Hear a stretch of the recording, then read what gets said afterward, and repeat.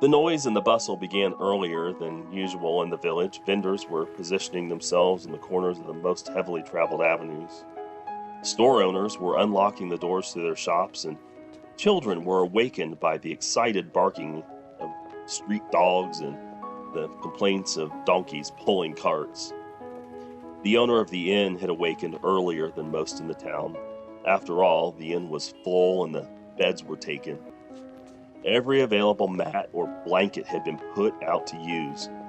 Soon, all the customers would be stirring, and there would be a lot of work to do.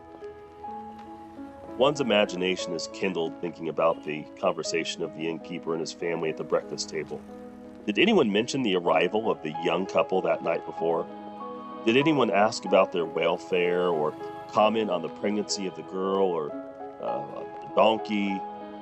Perhaps someone raised the subject, but at best it was raised, probably not discussed. There was nothing that novel about them. They were possibly one of the several families turned away that night. Besides, who had time to talk about them when there was so much excitement in the air? Augustus did the economy of Bethlehem a favor when he decreed that a census should be taken. Who could remember when such commerce had hit the village? No, it is doubtful that anyone mentioned the couple's arrival or wondered about the condition of the girl. They were too busy. The day was upon them. The day's bread had to be made. The morning's chores had to be done.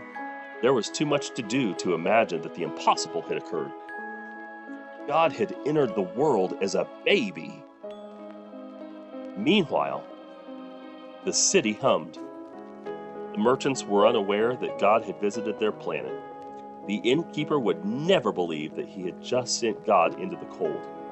And the people would scoff at anyone who told them the Messiah lay in the arms of a teenager on the outskirts of their village.